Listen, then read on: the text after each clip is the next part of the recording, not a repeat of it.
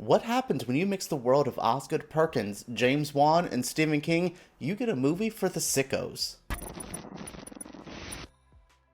Hello, Flickering Myth family and all you horror fans out there. My name is EJ and welcome to our channel. I am so excited to bring to you today a review for the new film, The Monkey.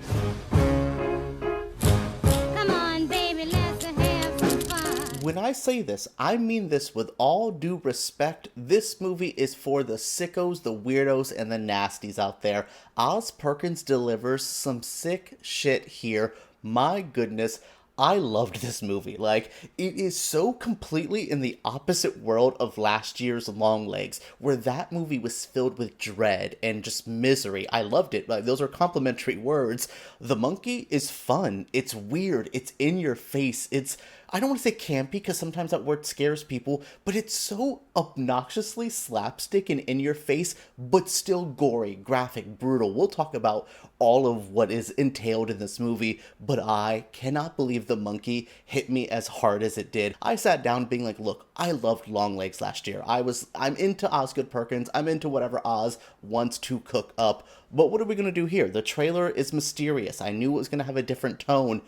My goodness, I did not expect the Looney Tunes with gore. This movie is so banana cuckoo pants crazy from start to finish. Literally, from the first frame to the last frame, you are just left like, just jaw dropped, starstruck. Like, I am just like, goodness, I cannot believe what I have witnessed today. The Monkey is one of those movies that is unlike anything else. I kept trying to compare it to other stuff. I'm like trying to cook up my notes for this video and I'm like, well, The Monkey kind of reminds me of this. Like, yeah, it has a little Final Destination in it because like the freak accidents, the crazy kills you get, that's a little bit there. Yes, it has that classic Stephen Kingness there. It's set in Maine, you know, there's boy-young drama that grows up to grown men. There's someone named Bill, you know, there's so many things that I'm like, well, that's a Stephen King property. Well, that's this and that's this, but it's just so wholly unique. It reminds me a lot of, again, Longlegs from last year, where I'm like, well, it's a little Silence of the Lambs, but you add in Satan. Like,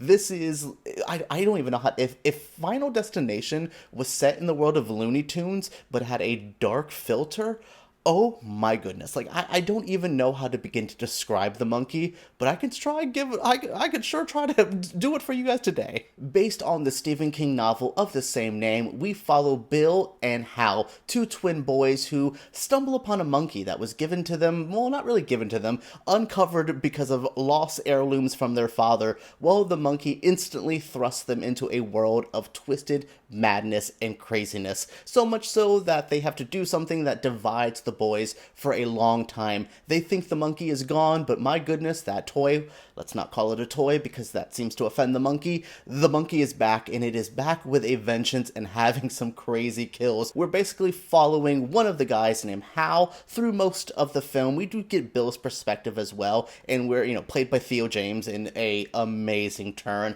I've loved Theo James for quite some time. This is like the definitive Theo James. Like, if you wanted Theo James but for the weirdos, my goodness, here it is on a plate for you. It is so good. But yeah, we're watching basically Hal try to figure out his life now that the monkey has returned and causing chaos around him.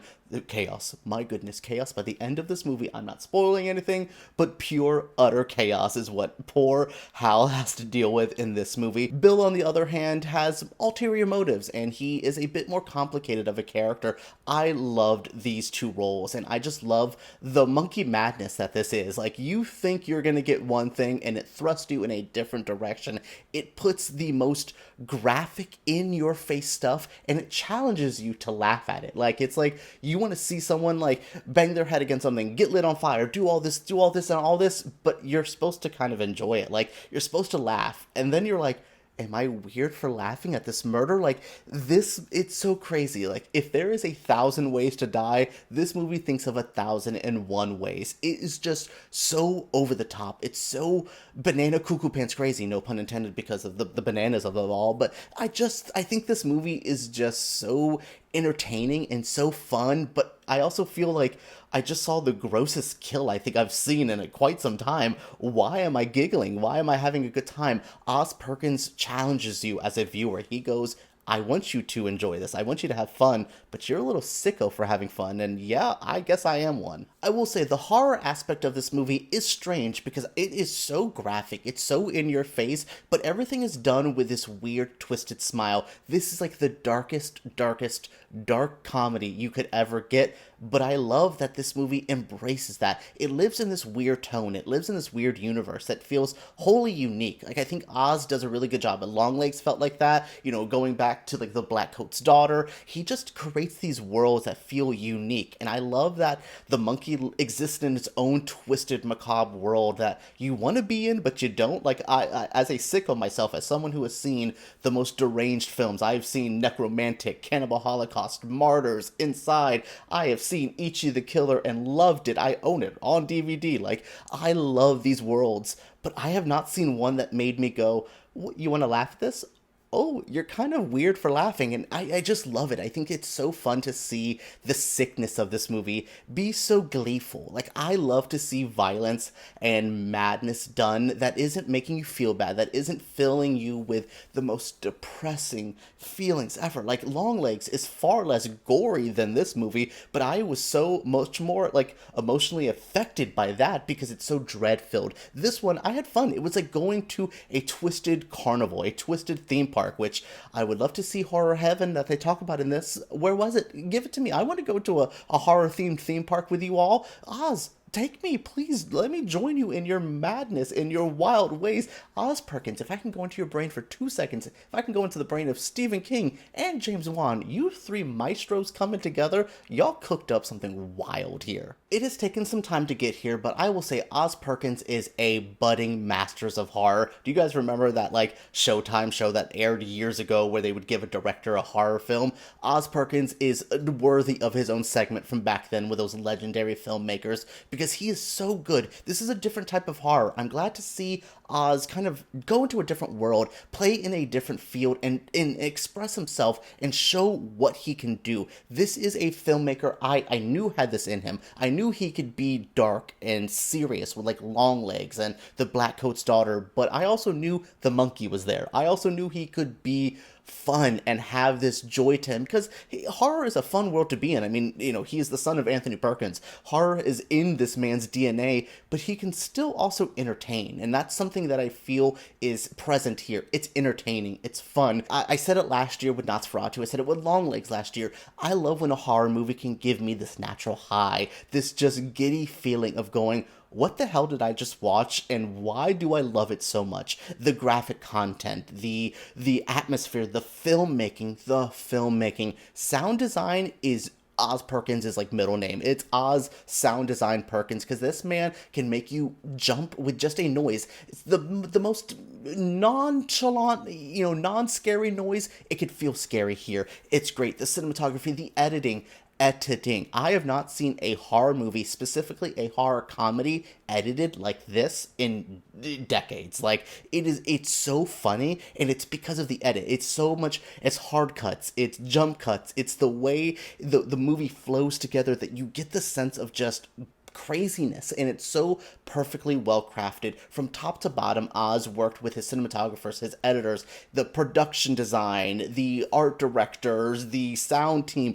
All of it came together for a great horror experience. This is just, you're thrown into this world, you live in this world, and I don't know, the world of the monkey is, like I said, pure monkey madness. What else can I say about The Monkey? Go see this movie as soon as it drops. I don't want to recommend this for everybody.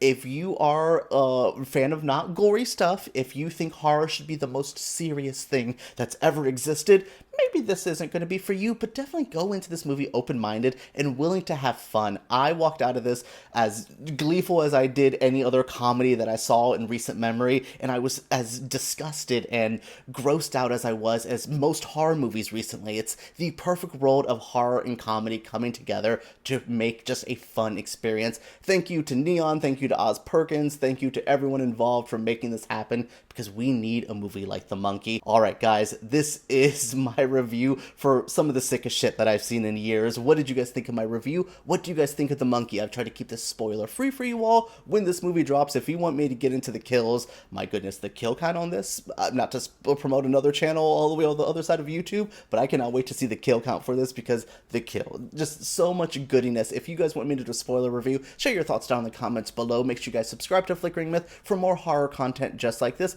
Give me a thumbs up if you did enjoy it. YouTube takes those way too seriously. And let's talk about the monkey and Oz Perkins right down below.